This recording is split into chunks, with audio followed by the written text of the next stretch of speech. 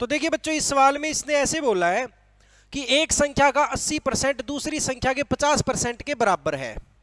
मान लो कि बच्चों आपके पास दो संख्याएं हैं, पहली संख्या का 80% बच्चों बराबर दे रखा है दूसरी संख्या के 50% के। ठीक है, तो बच्चों आपसे पूछा है क्या कि दूसरी संख्या पहली संख्या का x% है, तो x का मान ज्ञात कीजिए।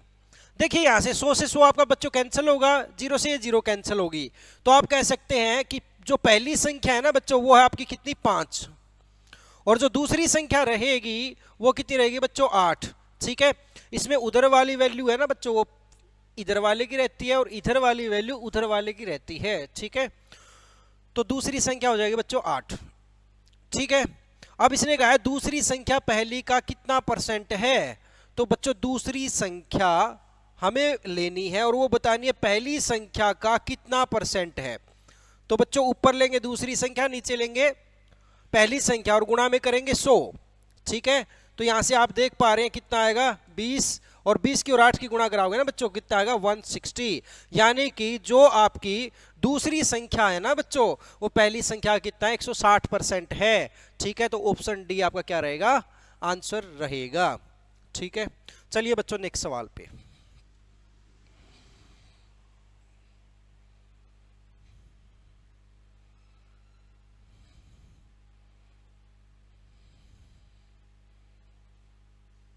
देखिए बच्चों आपका अगला सवाल ये है, इसने कहा एक विद्यार्थी को किसी संख्या को 5/4 से गुणा करने के लिए कहा गया, लेकिन उसने गलती से उस संख्या को 4/5 से गुणा कर दिया, तो परिणाम कितने प्रतिशत गलत रहा यह हमें बताना है। ठीक है, देखिए बच्चों यहां मान लो कि यह है कोई संख्या, अब उस संख्या को हमने गुणा कराना था 5/4 से, लेकिन हमने उसे गुणा करा दिया किससे 4/5 से।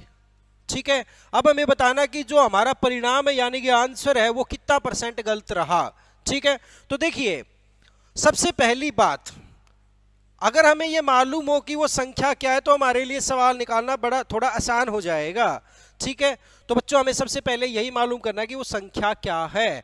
तो इसके लिए ना आपने क्या करना है बच्चों, यहां पे देखो नीचे कौन है 4 है और यहां पे कौन है बच्चों नीचे 5 है, तो आप कोई ऐसी संख्या लीजिए जो इन दोनों से पूरा पूरा कट जाए, या फिर मैं ये बोलूंगा कि आप इन दोनों का एलसीएम ले लो। ठीक है, तो 4 और 5 का एलसीएम होता है बच्चों 20, तो हमने मान लिया कि वो संख्या आपकी 20 है। ठीक है ना, वो संख्या कितनी है बच्चों 20 है। अब इसे अगर सोल्व करोगे तो 4 से काटोगे तो 4 पंजे 20, और 5 गुणा 5 होता है बच्चों कितना 25। यहां 5 से काटा तो कितना है बच्चों 4, और 4 गुणा 4 होता है बच्चों कितना 16। तो यहां से आप देख पा रहे हैं जो हमारा सही आंसर था बच्चों वो आना चाहिए था 25, लेकिन जो गलत आंसर आया वो कितना आया 16 आया। तो कितना परसेंट हमारा परिणाम ठीक या गलत हुआ, तो देखिए हम कहेंगे कि हमारा सही आंसर से ये जो आंसर आ रहा है ना बच्चों वो कितना है 9 कम है। ठीक है, कितना आ रहा है 9 कम आ रहा है। तो प्रतिशत में अगर बताओगे तो आप कहोगे 9 कम आ रहा है बच्चों कितने पे 25 पे, तो 100 पे कितना आएगा, तो 100 पे कितना आएगा बच्चों आप कहोगे 36%। कितना आएगा 36%, यानी 25 चौके 100 और 4 में 36, 36% हमारा जो परिणाम है ना बच्चों वो क्या रहा, कम रहा। ठीक है, तो ऑप्शन बी आएगा। ठीक है, यानी कि हमारा जो आंसर आना चाहिए था वो हमारा 36% कम आ रहा है। ठीक है, चलिए बच्चों नेक्स्ट सवाल।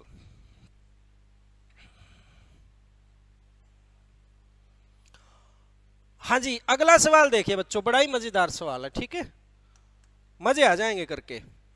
इस सवाल में देखो इसने क्या बोला है, सोना की आय बाबू की आय से 20% कम है। ठीक है, देखिए बच्चों ये है सोना और ये है बाबू। ठीक है, अब ये बोल रहा है कि इस सोना की जो आय है ना वो बाबू की आय से 20% कम है।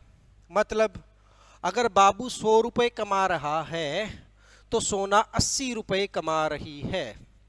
ठीक है, अब हमसे क्या पूछा है, बाबू की आय सोना की आय से कितना प्रतिशत अधिक है। ठीक है, तो बाबू की जो आय है ना बच्चों, हम देख पा रहे हैं वो सोना से 20 अधिक है, लेकिन अब हमें ये आंसर देना किसमें, प्रतिशत में। तो हम कहेंगे बच्चों कि 20 कम है किससे, 80 से, और गुणा में क्या आएगा, 100। ठीक है, गुणा में क्या आएगा, 100 आएगा। ठीक है ना, 20 ज्यादा है किससे, 80 से, गुणा में 100। तो सोल्व करोगे तो कितना है, 20 चौके 80, और 4 से काटा ना बच्चों कितना आएगा, 25%। यानी कि आप ये बोल सकते हो कि बाबू की जो आय है वो सोना की आय से 25% क्या है, ज्यादा है। ठीक है, तो आंसर रहेगा आपका 25%। ठीक है, चलिए बच्चों नेक्स्ट सवाल पे।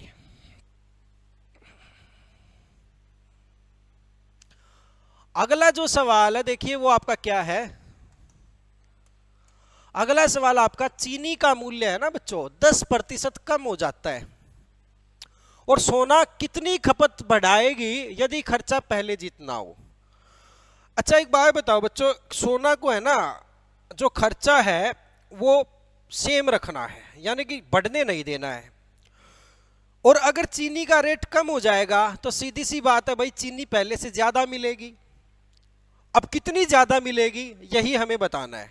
ठीक है, तो देखिए यहां हम लिख लेते हैं कि पहले,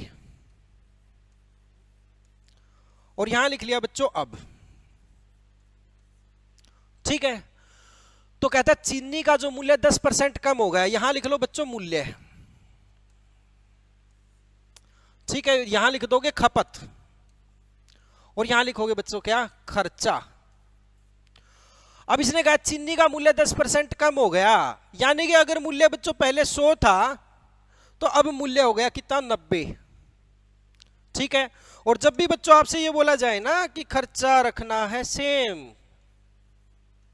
खर्चा रखना है जी सेम, तो इस केस में हम क्या करते हैं, क्रॉस रिप्लेसमेंट करवाते हैं इन नंबरों के।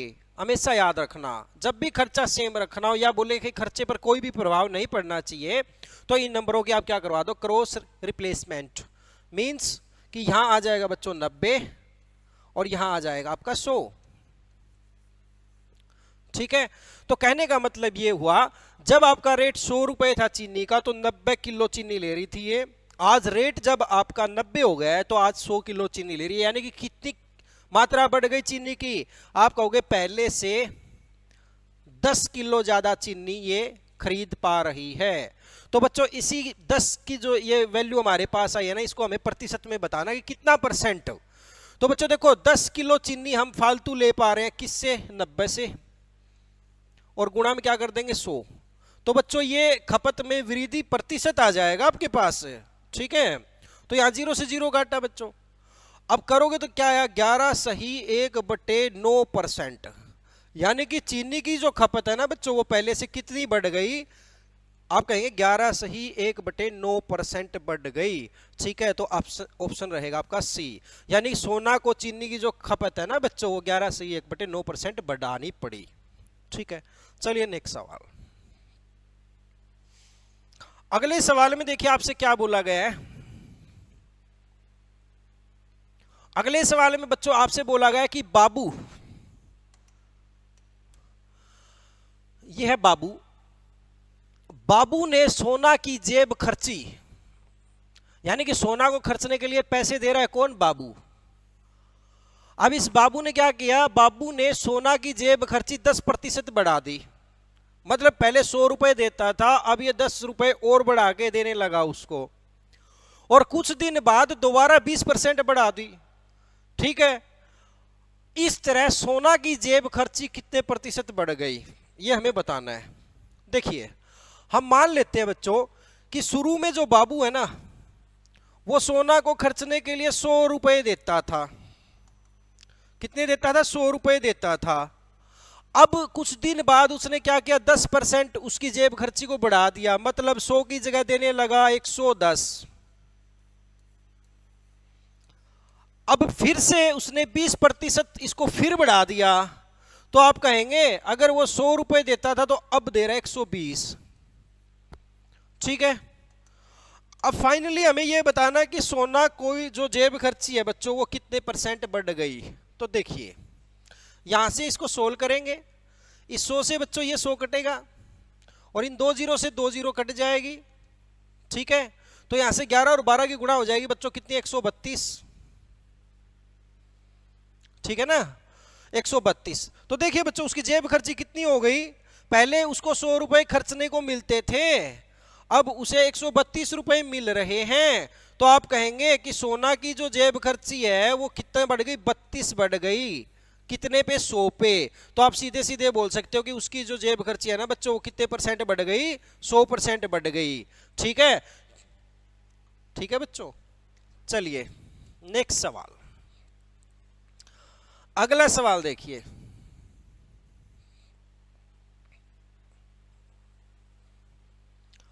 अगले सवाल में आपसे बोला गया किसी आयत की लंबाई में 20% की वृद्धि की जाती है तथा चौड़ाई में 20% की कमी की जाती है, क्षेत्रफल में कितने % का परिवर्तन होगा, ठीक है। तो देखिए बच्चों वैसे एक फॉर्मूला होता है, बता देता हूं, a प्लस बी प्लस में ए बी बाई 100 और ये आ जाएगा %, ठीक है। अब इस फॉर्मूले में देखो ये है क्या, ये बोल रहा है भाई लंबाई को 20% बढ़ाया, यानी एक चीज को 20 बढ़ाया गया है तो बढ़ाने वाली को रखेंगे प्लस, और जो बी है मान लेते हैं हम चौड़ाई है, चौड़ाई को बच्चों इसने घटाने का काम किया है, ठीक है। तो कितना घटाया है, आप कहेंगे 20% घटाया है, और यहां पे लेंगे बच्चों इन दोनों की गुणा, 20 गुणा में -20 बटे में रहेगा 100 और ये आ जाएगा प्रतिशत वैल्यू, ठीक है। तो इस 20 से बच्चों ये 20 कटा और यहां इन 2 जीरो से ये 2 जीरो कटी, तो बच्चों आया कितना, -4%। माइनस का मतलब है बच्चों कम होना, यानी कम होना, ठीक है। तो आपका जो है कम हो गया, ठीक है, क्षेत्रफल क्या हो गया बच्चों, 4% कम हो गया, यानी कि ऑप्शन सी रहेगा, ठीक है। और वरना सीधे सीधे भी है ना बच्चों, शॉर्टली आप इसे याद रख सकते हो, जब भी एक वैल्यू बढ़ रही हो और दूसरी वैल्यू घट रही हो और ये दोनों वैल्यू जब सेम दे रखी हो ना बच्चों, तो वहां हमेशा कमी रहेगी, ठीक है। क्या रहेगी, कमी होगी, वहां पे कितनी होगी, आप कहेंगे 20 का स्क्वायर बटे 100, तो 20 का स्क्वायर हो जाएगा बच्चों 400 बटे 100, यानी कि 4% कमी, ठीक है। कमी रहेगी कितनी, 4% की रहेगी, ठीक है ना बच्चों। तो ये आपका सवाल, ठीक है। और तीसरा मेथड है ना बच्चों, आप इसको ऐसे कर सकते हो जिसे बोलते हैं फ्रैक्शन मेथड, ठीक है, और सबसे अच्छा भी यही रहेगा, तो इस पे आप प्रैक्टिस कर लें बच्चों पहले, और यहां पे है अब, ठीक है। यहां पे लिख दोगे लंबाई और यहां पे क्या लिखोगे बच्चों, चौड़ाई, और यहां क्या हो जाएगा आपका क्षेत्रफल, ठीक है। तो देखिए सवाल में इसने आपसे क्या बोला है कि यदि हम लंबाई को 20% बढ़ा दें, 20% बढ़ाने का मतलब है अगर ये 100 था तो 120 हो गया, चौड़ाई को 20% कम कर दे, मतलब अगर ये 100 था ना बच्चों तो अब कितना हो जाएगा 80, चौड़ाई 80 हो गई, और क्षेत्रफल आपको पता है क्या होता है, लंबाई गुणा में चौड़ाई, यानी पहले क्षेत्रफल कितना था, 100 गुणा में 100 यानी कि 10,000, अब इसकी गुणा कराओगे ना बच्चों कितना आएगा, 12 × 8 = 96, यानी कि 9600। तो आप 2 जीरो से 2 जीरो काट सकते हो, तो आप यहां से देख पा रहे हो कि जो एरिया है बच्चों वो कितना कम हो गया, आप कहोगे 4 कम हो गया, ठीक है। कितना कम हो गया, 4 कम, यानी कि 100 पे 4 कम हो रहा है, यानी 4% कम हो गया, ठीक है। आप ऐसे भी इसे कर सकते हैं, ठीक है। चलिए बच्चों नेक्स्ट सवाल पे,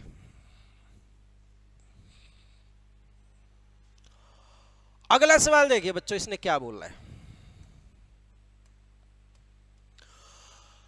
जानू ने एक गोले के व्यास में 10% की कमी की।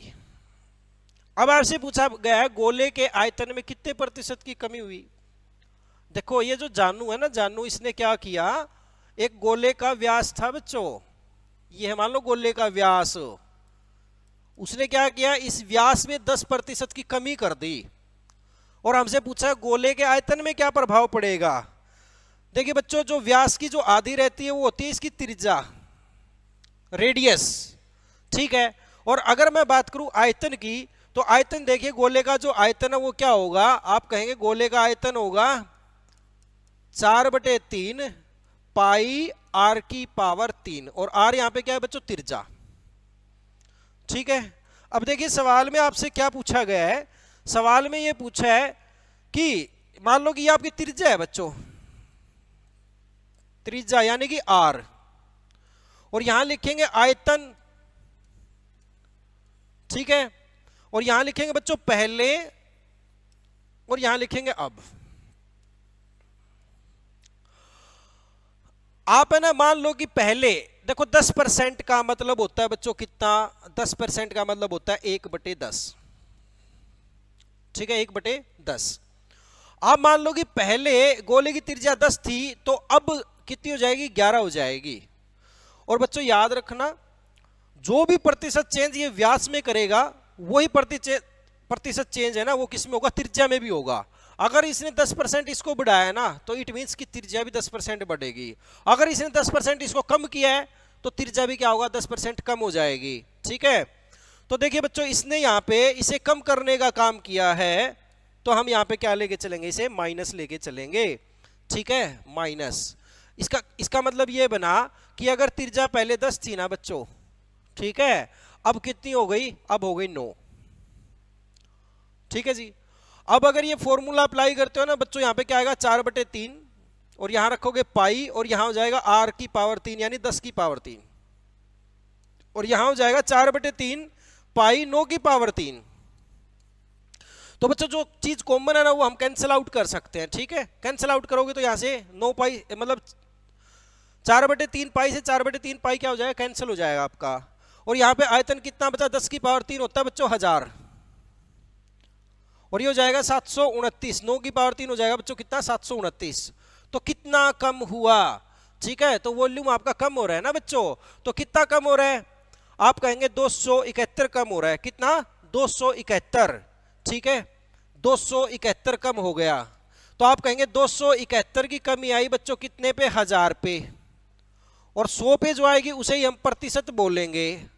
तो 100 पे जो आएगी बच्चों कितनी आएगी, 20 से 20 कटी, आप कहेंगे 27.1%। ठीक है, तो आपका आंसर रहेगा 27.1% आयतन जो है वो गोले का कम हो जाएगा। कब, जब जानू आपके गोले का व्यास जो 10% कम कर देगी। ठीक है, तो चलिए बच्चों नेक्स्ट सवाल पे।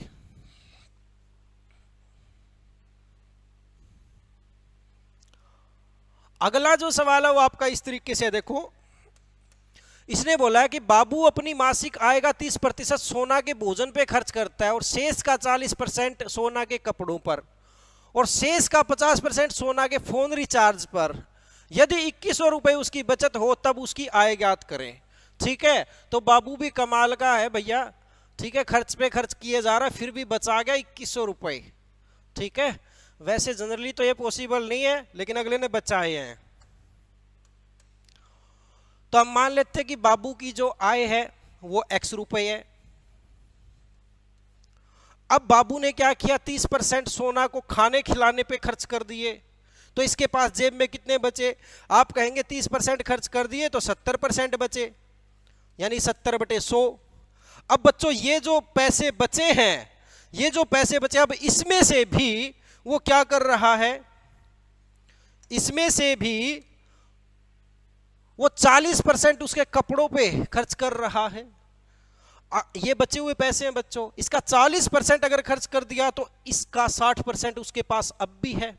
तो इसका 60% ले लो यानी 60/100 जाएगा, गुणा में शेष का। अब बोला भैया अब भी जो बच गए ना, अब भी जो बच गए उसका 50% इसने सोना के फोन रिचार्ज पे खर्च कर दिए। ठीक है, तो बच्चों ये बचे हुए में से 50% अगर खर्च करेगा तो बचेगा कितना, आप कहेंगे 50% बाकी रहेगा। और ये जो बचा है ना बच्चों, ये जो पैसे बचे हैं ये कितने बचे हैं, 2100 रुपए बचे हैं उसके पास। ठीक है, तो अब हम अगर इसको सोल्व करेंगे तो हमारे पास x की वैल्यू आएगी यानी कि बाबू की मासिक आय आएगी। ठीक है, तो कीजिए जरा सोल्व करते हैं। तो 1 2 इन 2 जीरो से 2 जीरो कटेगी और 50 दूनी हो जाएगा बच्चों 100 और 2 से हो जाएगा 3 और 3 सत्ते होता है बच्चों 21। 21 से काटोगे तो इधर कितना आएगा, आपको 100 आएगा। ठीक है, अभी 100 और 100 की गुणा कराओगे ना बच्चों तो x की वैल्यू कितनी आएगी, 10,000 रुपए आएगी। यानी कि आपका जो ये बाबू है ये कितने रुपए कमा रहा है, मंथली ये 10,000 रुपए कमा रहा है। ठीक है, यानी कि इसकी मासिक आय कितने बच्चों, 10,000 रुपए है। ठीक है, चलिए बच्चों नेक्स्ट सवाल।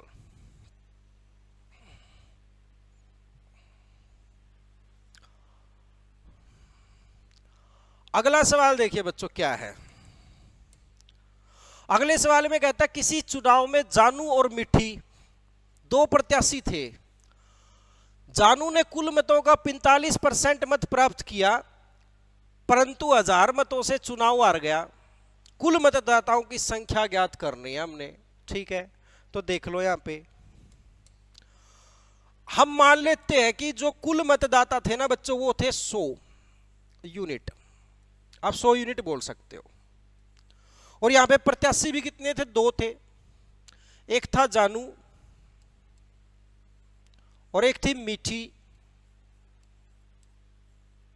ठीक है, अब हुआ क्या कि जानू को जो वोट मिले ना बच्चों वो 45% मिले। किसके? कुल मतों का। यानी कुल मत 100 थे, 100 का 45% यानी कि जानू को मिले 45 यूनिट वोट। अगर बच्चों 100 में से 45 जानू को मिले तो मीठी को कितने मिले? आप कहेंगे 100 में से 45 घटा दो, 55 यूनिट। अब जो जानू हारा है मिठी से वो यहां से कितने वोटों से आ रहा है? आप कहोगे 10 यूनिट वोटों से हार गया। यानी कि जानू के जो वोट रहे वो इससे 10 यूनिट कम रहे। और सवाल में बोला है क्या कि ये 1000 वोटों से आ रहा है। तो बच्चों 10 यूनिट की वैल्यू हो जाएगी आपकी कितनी? 1000। और 1 यूनिट की वैल्यू हो जाएगी बच्चों कितनी? 100। यानी कि 1000 बटे में क्या करोगे? 10 करोगे। तो 1 यूनिट आपका 100 वोट के बराबर है। अब आपसे पूछा है कुल वोट कितने थे, तो कुल वोट बच्चों हमने मान रखे हैं 100 यूनिट। तो 100 यूनिट की जब वैल्यू निकालोगे 1 यूनिट आपका 100 के बराबर है, तो 100 यूनिट कितना आएगा? आप कहोगे 100 गुणा में 100 आएगा। इट मीन्स कि 10,000 आएगा। यानी कि कुल मत कितने थे बच्चों? 10,000 थे। ठीक है, ऑप्शन सी। ठीक है, चलिए बच्चों नेक्स्ट सवाल।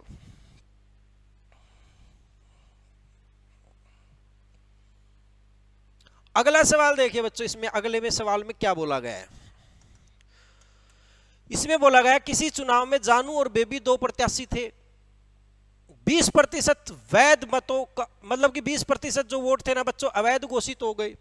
अवैध का मतलब कि जाली वोट थे, वो डाले तो गए लेकिन अवैध। ठीक है, अब बेबी ने वैध मतों के 40% वोट प्राप्त किए और 1600 मतों से हार गया। ठीक है, बेबी फिर भी हार गया। कितने मतदाताओं ने मतों का प्रयोग किया, यानी कि वहां कितने वोट डाले गए थे? ठीक है, तो देखिए हम मान लेते हैं बच्चों की वोट डालने जो गए थे ना, डाले गए वोट वो 100 थे। वो कितने थे? 100 यूनिट थे। अब बच्चों इस 100 यूनिट में से क्या हुआ कि 20% जो मत थे वो अवैध घोषित हो गए। मतलब वैलिड वोट नहीं थे, वो थे इनवैलिड। ठीक है, तो बच्चों वैलिड वोट कितने थे? आप कहोगे 100 में से 20% थे इनवैलिड, तो वैलिड रह गए आपके 80 यूनिट वोट। ठीक है, यानी कि वैध मत रह गए 80 यूनिट। अब बच्चों आपसे सवाल में बोल रहा है कि जो बेबी है, बेबी को 40% वोट मिले किसका? वैध मतों का। यानी कि ये हो गया बच्चों बेबी। और ये कौन है? ये है जानू। ठीक है, अब बच्चों सवाल में आपसे बोला गया कि बेबी को 40% वोट मिले किसका? वैध मतों का। तो वैध मत बच्चों कितने? 80 यूनिट है। इस 80 का 40% इसको मिला है, तो 80 का 40% कितना हो जाएगा? आप कहोगे 32 वोट हो जाएंगे। ठीक है बच्चों, कितने हो गए? 32 वोट हो गए, यानी कि यूनिट बोलोगे आप। अब बच्चों अगर 80 यूनिट वोट थे, 32 यूनिट ये ले रहा है, तो जानू को कितने मिले? आप कहेंगे 48 यूनिट वोट मिले। कितने? 48 यूनिट। 80 में से 32 घटाओगे तो 48 आएगा। अब अगर मैं आपसे पूछूं कि बेबी इससे कितने वोटों से हार गया, तो आप कहोगे बेबी कितने वोटों से हारा? 16 यूनिट वोटों से हारा। बेबी के 16 यूनिट वोट जानू से कम रहे। ठीक है, तो आप कहेंगे 16 यूनिट वोटों से आ रहा है। तो 16 यूनिट की वैल्यू बच्चों सवाल में आपको दे रखी है कि वह 1600 मतों से आ रहा है। तो 16 यूनिट की वैल्यू आ जाएगी बच्चों 1600। और 1 यूनिट की वैल्यू कितनी आएगी? 1 यूनिट की वैल्यू आएगी बच्चों 100। अब हमसे पूछा कितने वोट डाले गए, तो डाले गए थे बच्चों 100 यूनिट वोट। और 100 यूनिट की वैल्यू कितनी आएगी, 1 यूनिट आपका 100 के बराबर है, तो 100 यूनिट की वैल्यू कितनी आ जाएगी बच्चों, 10,000। यानी कि 100 और 100 की क्या करा देंगे, गुणा करवा देंगे। तो यहां से आपका आंसर रहेगा कितना, ए। ठीक है, चलिए बच्चों नेक्स्ट सवाल पे।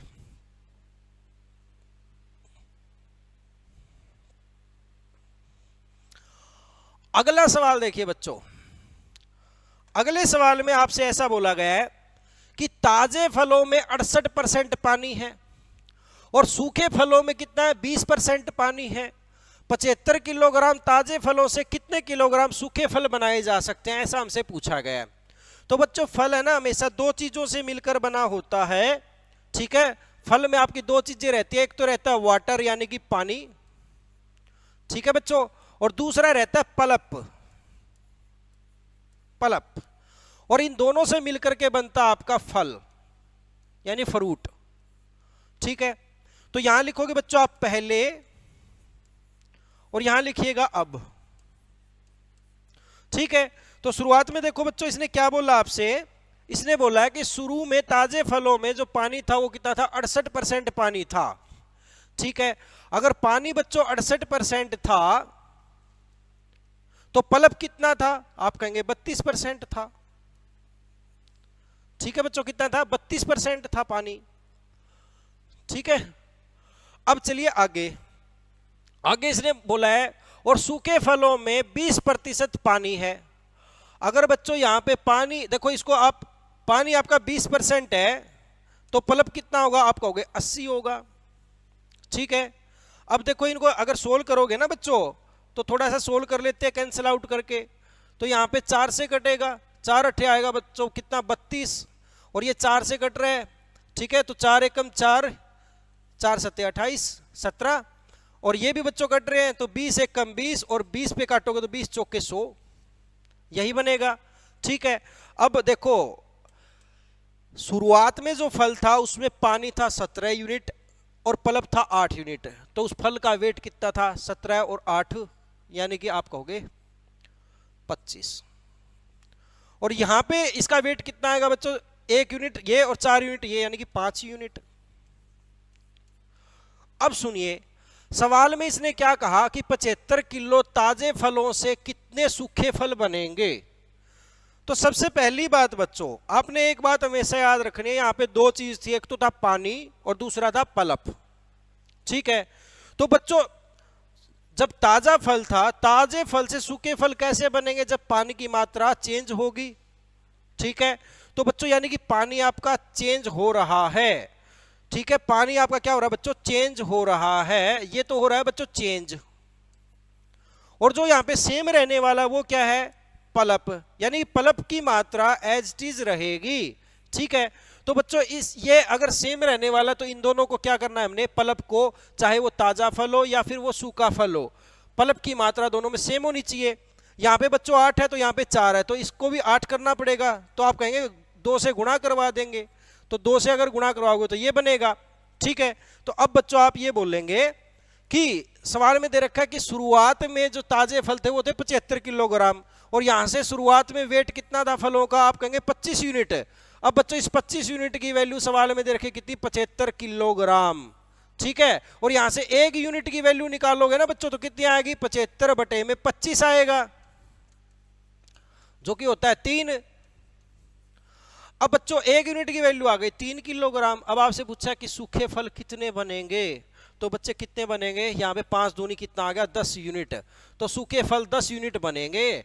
ठीक है, और इस 10 यूनिट की वैल्यू कितनी आएगी, आपको हो गया 1 यूनिट 3 के बराबर है, तो 10 की 3 से गुणा करा दो, तो 30 किलो सूखे फल बनाए जा सकते हैं। किससे, 75 किलो ताजे फलों से बच्चों आपके ड्राई फ्रूट जो बनाए जा सकते हैं वो 30 किलो बनाए जा सकते हैं। ठीक है, तो ये था आपका सवाल, तो इसमें आंसर क्या रहेगा बच्चों, 30 किलो। ठीक है, चलिए बच्चों नेक्स्ट सवाल।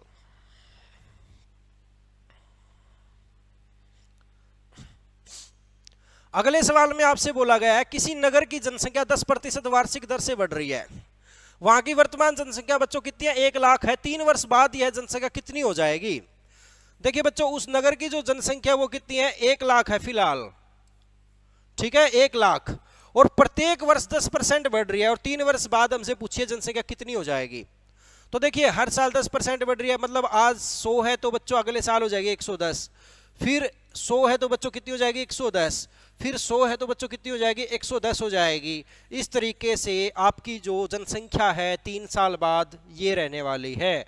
ठीक है, तो चलिए इसको सोल्व करते हैं। यहाँ 2 जीरो से बच्चों 2 जीरो कटेगी, यहाँ 2 जीरो से बच्चों क्या हो जाएगी 2 जीरो कट जाएगी, यहाँ 1 जीरो से आपने 1 जीरो को उड़ा दिया और इस जीरो से आपने इसको काट दिया। ठीक है, तो 11 गुणा 11 गुणा 11, ठीक है बच्चों, तो 11 गुणा 11 करोगे तो 1331 आएगा, यानी 11 का क्यूब करोगे तो 1331, और बच्चों 2 जीरो तो लास्ट में क्या लग जाएगी 2 जीरो लग जाएगी। यानी कि आप ये बोलेंगे 3 साल बाद 10% की दर से जो 1 लाख जनसंख्या थी ना बच्चों वो कितनी हो जाएगी 1,33,100 हो जाएगी। ठीक है, तो ये रहेगा आपका राइट आंसर, यानी कि ऑप्शन ए। ठीक है, चलिए बच्चों नेक्स्ट सवाल।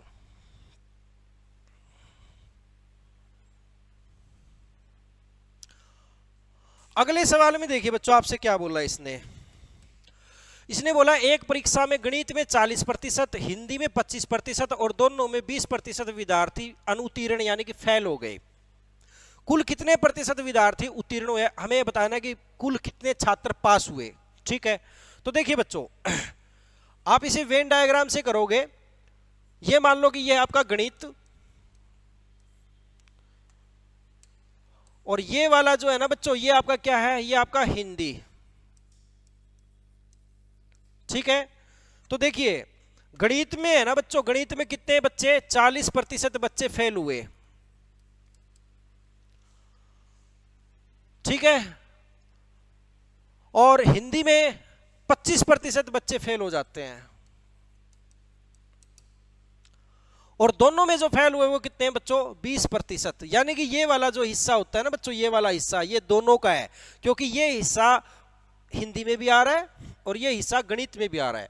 ठीक है, आप ये मान के चले कि जो पहला वृत्त है ना बच्चों वो गणित को शो कर रहा है और दूसरा वृत्त हिंदी को शो कर रहा है, और जो दोनों के बीच में है वो दोनों में ही आएगा, कॉमन है वो उनका। ठीक है, अब सुनिए मेरी बात बच्चों, टोटल गणित में 40% बच्चे क्या हुए हैं फेल हुए हैं, तो उन फेल वालों में बच्चों ये 20 भी तो आते हैं ना, तो ये 20 तो पहले ही आ चुके, और टोटल बच्चों 40% फेल हुए। तो यहां अगर मैं ये कहूं जो केवल वो बच्चे हैं ये जो केवल और केवल गणित में फेल हुए, क्योंकि ये जो हिस्सा है ना बच्चों ये इस वृत्त का हिस्सा सिर्फ और सिर्फ गणित में आ रहा है, यानी कि दूसरे वृत्त में आ ही नहीं रहा। ठीक है, अब अगली बात, केवल हिंदी में कितने फेल हुए बच्चों, आप कहोगे 20% तो ऐसे हैं जो हिंदी और मैथ दोनों में फेल हुए हैं, तो बच गए कितने, टोटल 25 है, 25 में से 20 घटाओगे तो क्या आ गया 5%। ठीक है, 5% ऐसे बच्चे हैं जो कि आपका क्या हुए बच्चों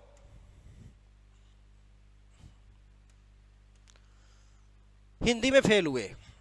तो बच्चों ये 20% वो बच्चे हैं जो केवल मैथ में फेल हैं, ये दोनों में फेल हैं, ये केवल हिंदी में फेल है। तो इस तरीके से जो फेलियर हैं जो अनुत्तीर्ण हुए हैं वो टोटल कितने बच्चे हुए, तो वो बच्चों इन सभी का जोड़ रहेगा। अगर इन सभी को जोड़ोगे तो 20 और 20 40 और 5 45% बच्चे जो है ना वो फेल हो गए। ठीक है, चाहे वो एक सब्जेक्ट में फेल है या दोनों में। ठीक है, 45%। तो बच्चों पास कितने हुए, हमसे तो पास वाले पूछे हैं, यानी उत्तीर्ण कितने परसेंट हुए। तो बच्चों अगर 100% हो टोटल बच्चे, उसमें से 45% हो गए फेल। ठीक है, तो पास कितने हुए बच्चों 55% बच्चे पास हुए। ठीक है, 55% बच्चे क्या हो गए पास हो गए। ठीक है बच्चों, ये था आपका सवाल। चलिए नेक्स्ट सवाल।